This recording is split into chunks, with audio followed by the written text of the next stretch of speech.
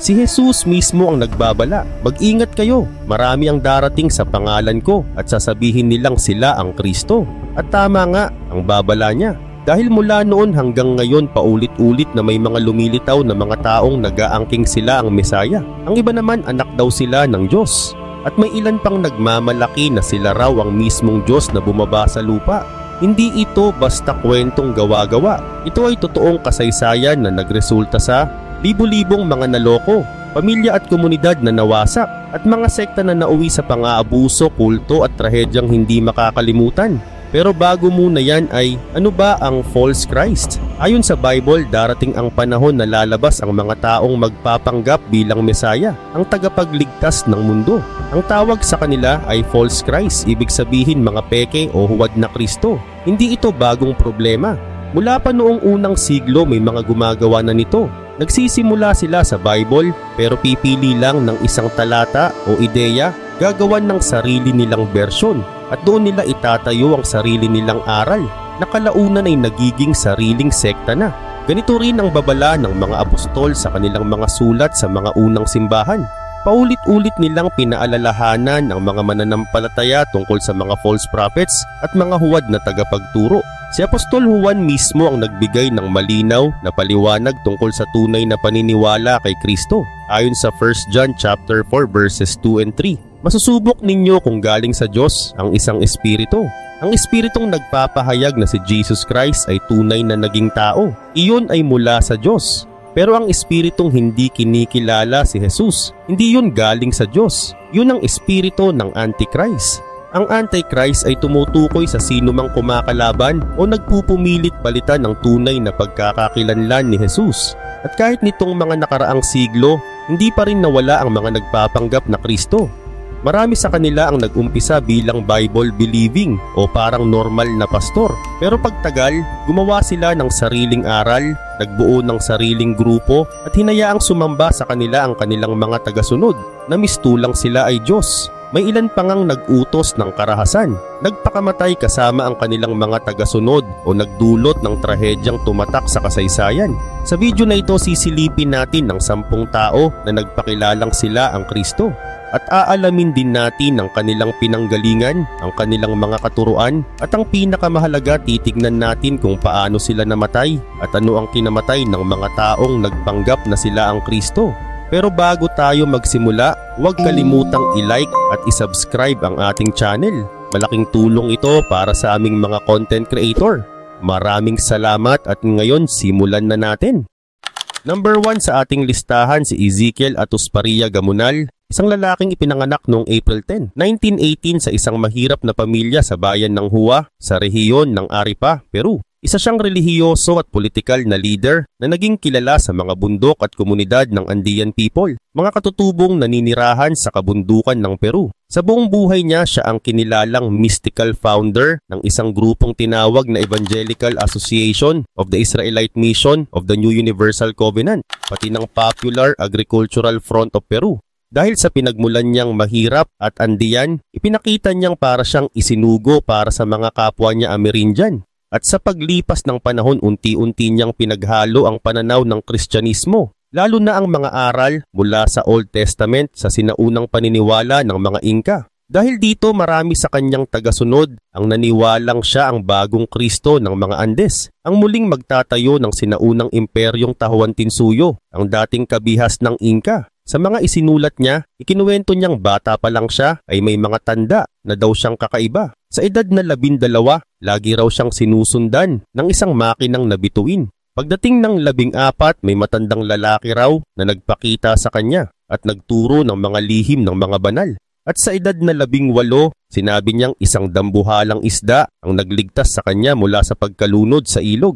Sa kabila ng lahat ng kwentong ito, hindi siya agad naging relihiyoso. Nang matuto lang siya tungkol sa Bible, saka siya unti-unting naging interesado sa relihiyon. Isinulat din niya na may boses daw sa loob niya na nagsasabing siya raw ang orihinal na sumulat ng Book of Ezekiel sa Bible. At minsan sinabi pa raw sa kanya ng boses, ang katawan mo ay galing sa panahong ito, pero ang espiritu mo ay napakatanda. Ikinuwento rin niya na sa isang mystical experience, umakyat daw siya sa third heaven, isang konsepto sa Bible na tumutukoy sa presensya ng Diyos. At doon niya raw nakita ang Holy Trinity na nag-utos sa kanya na ipangaral ang 10 Commandments sa buong mundo. Pero kahit daw ganoon, hindi niya agad sinunod ang utos. Pumasok muna siya sa Adventist Church noong 1955 pero iniwan niya rin ito ng sumunod na taon. Habang naninirahan siya sa kagubatan ng Chanchamayo, pinahaba niya ang kanyang balbas, nagsuot ng tunic at nagsimulang mangaral. Dito nagsimula ang pagdami ng tagasunod niya. Karamihan ay mula sa pinakamahihirap na komunidad. Noong 1956, tuluyan niyang itinatag ang grupo niyang tinawag na Israelite Mission of the New Universal Covenant at doon nagsimula ang malaking kilusan. Nagsuot ng tunic ang kanyang mga tagasunod, hindi nagugupit ng buhok at buong pusong naniwala na siya ang kanilang Andean Messiah. Inanunsyo pa ng grupo na mabubuhay siyang muli sa ikatlong araw matapos siyang mamatay, tulad ng muling pagkabuhay ni Jesus Christ. Ngunit hindi iyon nangyari. Sinabi rin nilang maguguunaw ang mundo pagdating ng year 2000 pero hindi rin iyon natupad. Gayunpaman, hindi bumitaw ang kanyang mga tagasunod. Hanggang ngayon lagi silang nakasuot ng robes na parabang mula sa panahon ni Kristo at ayaw nilang maggupit ng buhok at balbas dahil para sa kanila, yun ang kalooban ng Diyos. Si Ezekiel Atusparia ay namatay noong June 21, 2000 dahil sa kidney failure. At kahit hindi siya nabuhay muli, dinala ang kanyang katawan sa tinatawag nilang Royal House of Sion Gilia sa Lima. At mula noon naging parang museyong sagrado para sa kanilang grupo. At hanggang sa kasalukuyan, naniniwala pa rin ang mga tagasunod niya na hindi siya mortal. Ayon sa kanila, buhay pa rin ang kanilang leader sa espiritu. May higit pa silang 1 milyong followers ngayon. At kumalat na ang kanilang doktrina sa iba't ibang bansa. Kabilang ang Ecuador, Chile, Brazil, Venezuela, United States at Colombia, lalo na sa mga pamayanang Andean. Number 2 sa ating listahan si Alvaro Tais, isang lalaking ipinanganak noong March 22, 1948 sa Indial, Brazil. Mas nakilala siya sa pangalang Inri Cristo, ang karakter na matagal na niyang ipinapakita sa publiko bilang muling pagkakatawang tao umano ni Jesus Christ. Nagsimula ang lahat noong 1979 habang nag-aayuno daw siya. Ayon sa kwento niya, may boses na biglang nagsalita sa kanyang isipan at nagpaniwala sa kanya na siya raw si Jesus na nagbalik sa lupa.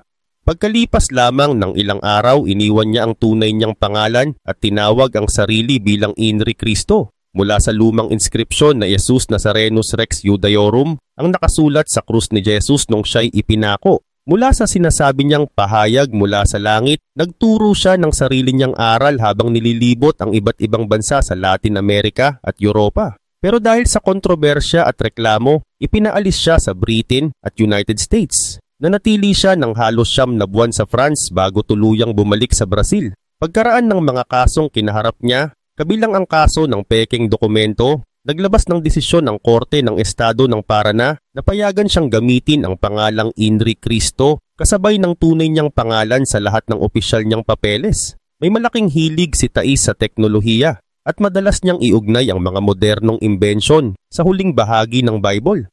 Halimbawa, sa Book of Revelation chapter 1 verse 7, nakasulat na darating si Jesus na nasa mga ulap. Para sa kanya, ang ibig sabihin nito ay mayroon daw siyang kalayaang gumamit ng airplane para makaikot sa buong mundo. Sa parehong talata, nakasulat din na makikita siya ng buong mundo. At ininterpret naman niya ito bilang utos na ipakalat ang kanyang mensahe sa television at internet.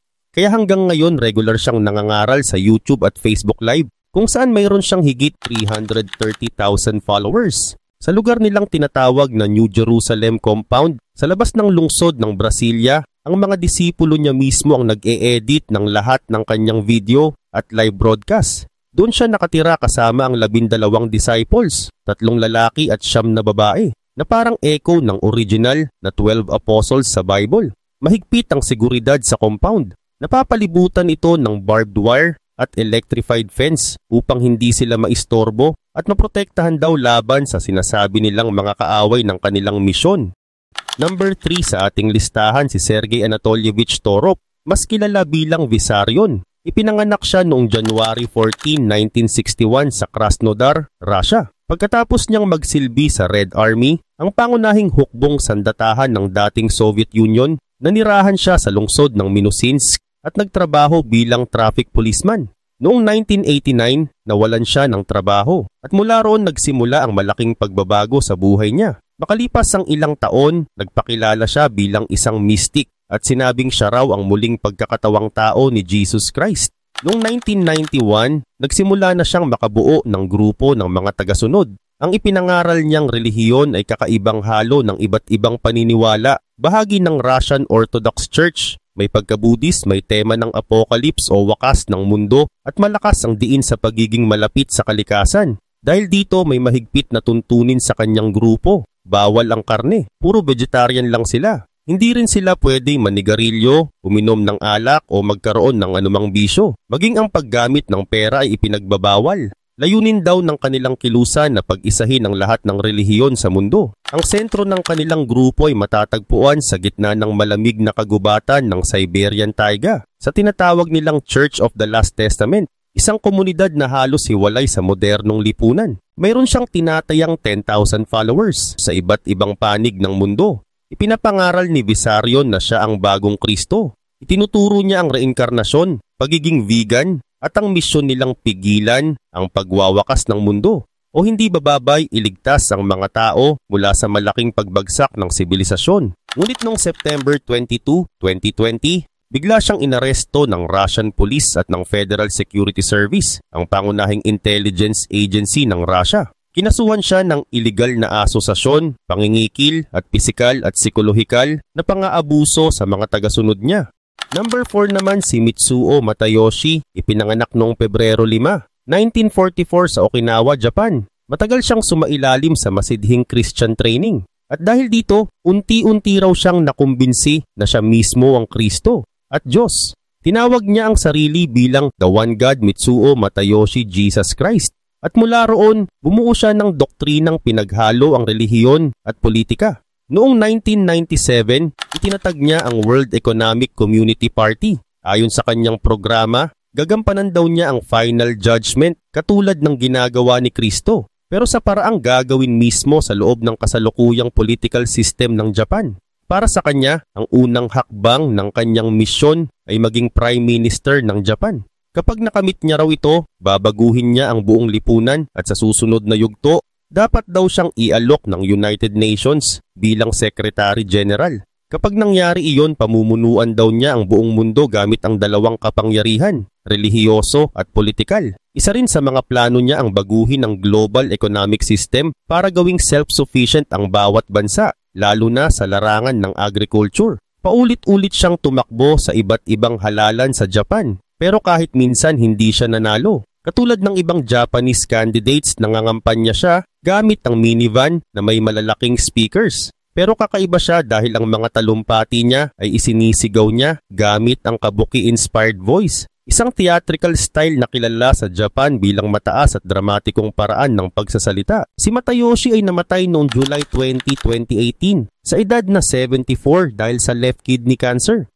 Number 5 sa ating listahan si Wayne Bent, isang lalaking ipinanganak noong May 18, 1941 sa New Mexico, United States. Noong June year 2000 at edad 59, sinabi niyang nakaranas siya ng kakaibang karanasan habang nasa kwarto niya. Isang relihiyosong pagpapakita daw ng Diyos. Ayon sa kanya, mismong Diyos ang nagpakita at nagsabi sa kanya na siya ang Mesaya. Mula noon, ipinahayag niyang siya raw ang pagsasanib ng Diyos at tao, ang sukdulang anyo ng divinity at humanity na pinagsama. Si Bent ang naging leader ng Lord Our Righteousness Church, isang maliit na komunidad na hindi hihigit sa 100 katao. Ngunit habang tumatagal, dumami ang kontrobersyang kinasangkutan niya. At sa ngayon, nananatili siyang nakakulong dahil sa napakabibigat na kasong ibinabato sa kanya.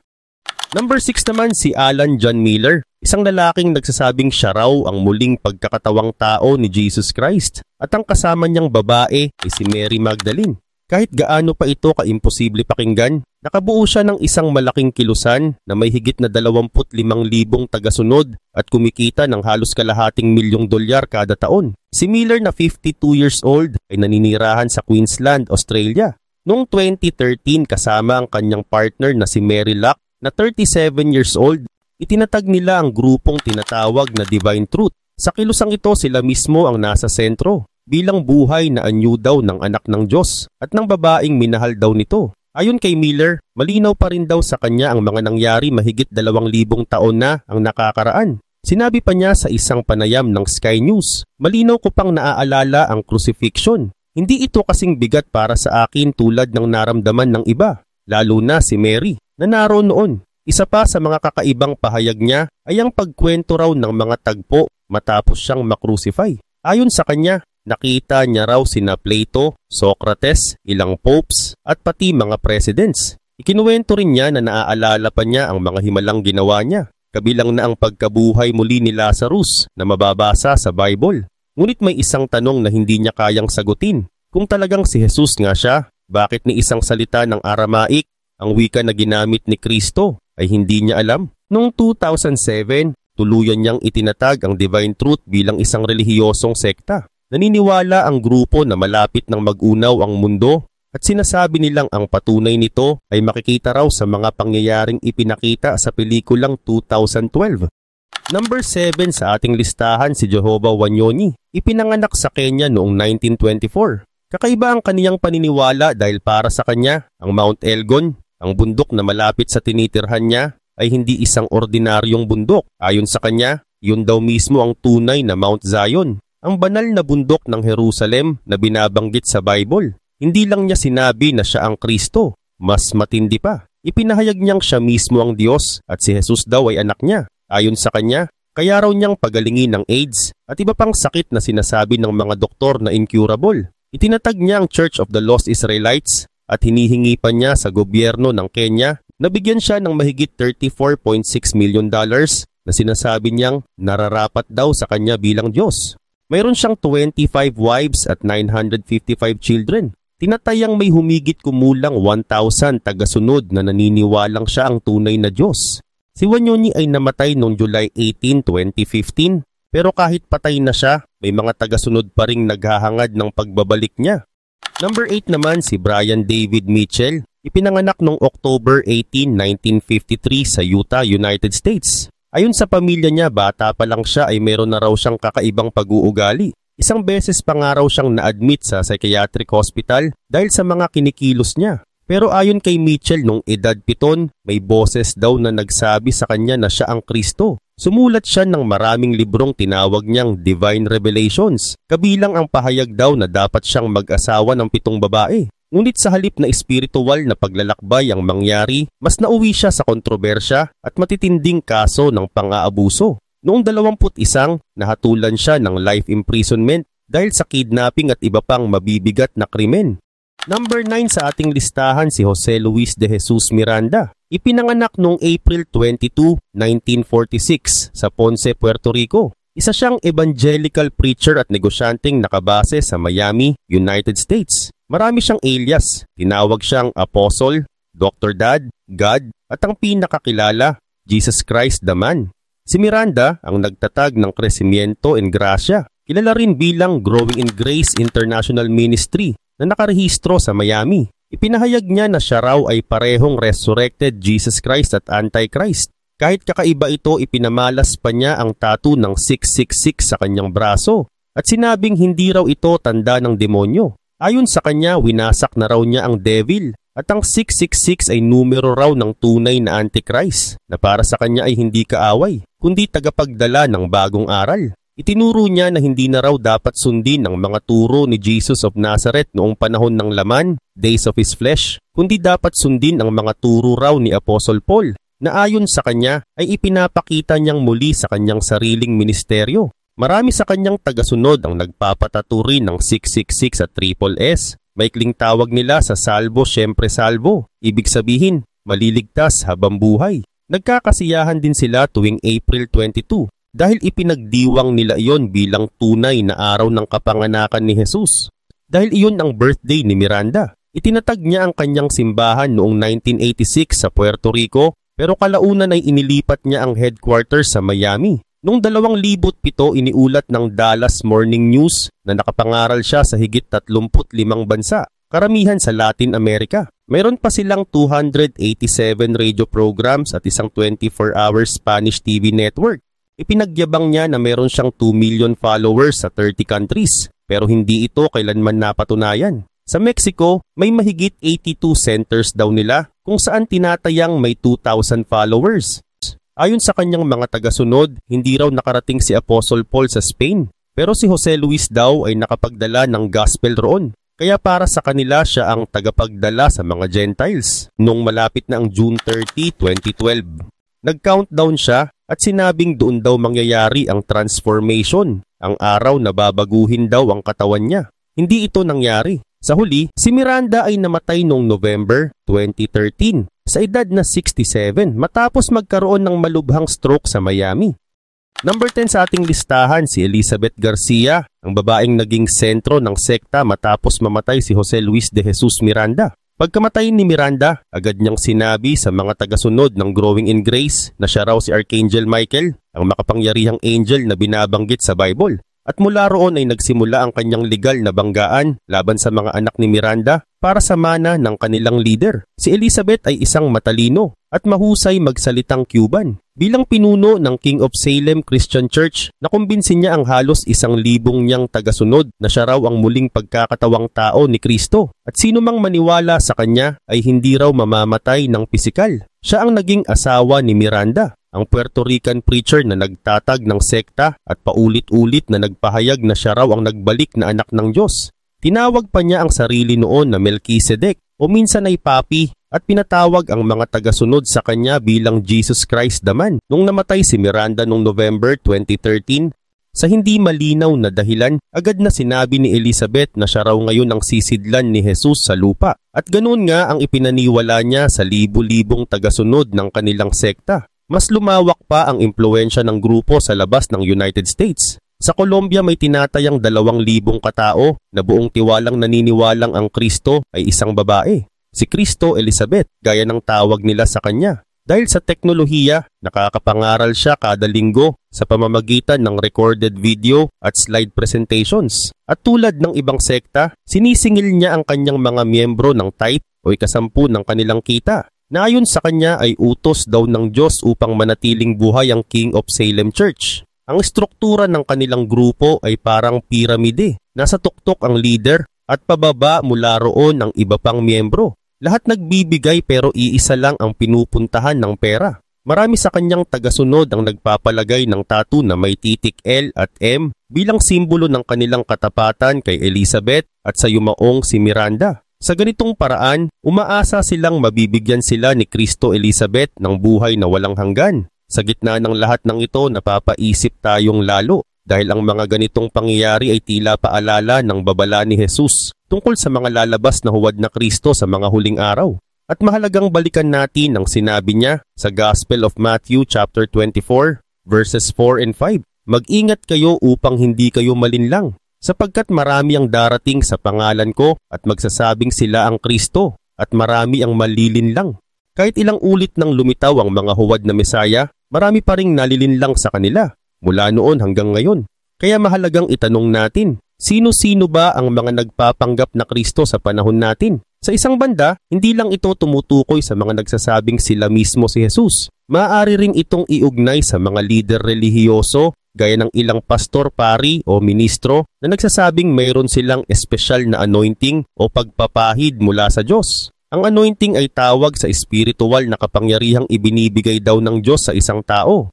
Hindi nila kailangang sabihing sila ang muling pagkakatawang tao ni Jesus. Sapat nang i-claim nilang sila raw ay may banal na autoridad, kahit walang malinaw na patunay. Ayon sa babala ni Jesus, sa mga huling araw ay lilitaw ang mga false anointed ones, mga nagpapanggap na may kapangyarihan mula sa Diyos, at ililigaw nila ang maraming tao. Kung iisipin natin ang mga nangyayari ngayon, hindi ba't halata? Marami ang nahuhulog sa mga pangakong walang katotohanan. May ilan pang ang nagsasabing hindi dapat questionin ng mga karaniwang tao ang anointing ng kanilang leader. Para bang bawal magtanong, bawal magduda, at maliraw na magtakda ng pamantayan para malaman kung tunay ang ipinapangaral. Tulad ng dami ng mga pinagaling himalang ginawa o bilang ng mga taong sumama sa kanila. Pero ang pinakamalaking panlilin lang ay ito. Ang Kristo na ipinapakilala sa maraming simbahan ngayon ay kadalasay hindi ang tunay na Kristo ng Biblia, kundi isang bersyon na binuo ng tradisyon at maling turo. Maaring tawagin nila itong Jesus, Lord Jesus Christ, o Our Lord and Savior, Pero kung hindi nakaayon sa Gospels at hindi naaayon sa tunay na aral ni Jesus, huwad pa rin iyon. At hanggang hindi ito nakikita ng mga tao, mananatili silang nalilito. Sa tuwing inihahambing natin ang totoong turo ni Jesus sa Biblia sa turo ng ilang relihiyon, napapansin ng marami na magkaiba sila. Dahil dito kailangan natin ng tapang na sabihin ng diretsahan. Kung hindi mo tinatanggap ang totoong aral ni Kristo na nasa Biblia at ang sinusundan mo ay bersyon ng taong lumihis sa katotohanan, ang Kristo na inaasahan mong magliligtas sa iyo ay hindi tunay. Gawa lang iyon ng isang simbahan na lumayo sa orihinal na turo, kaya dapat itong kilalanin, itama at palitan ng tanging tunay na anak ng Diyos, si Jesus na nasa Gospels. Kaya dapat tayong maging mapanuri. Marami ang manlilinlang sa panahon ngayon. Kailangan nating manatiling matatag sa turo ni Kristo at maging masigasig sa pananalangin.